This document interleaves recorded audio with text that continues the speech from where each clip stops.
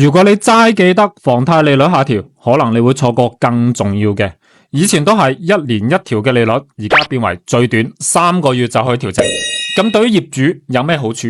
比如呢個月央媽基準 LPR 3.85降為3.6，以前要到明年1月先可以調整，而家只需要過3個月就可以降低25pp。以房貸100萬供30年嚟計，相當於慳咗1000蚊。但呢個仲唔係最重要嘅，更重要嘅係為什麼會調整時間？等我哋慳錢呢？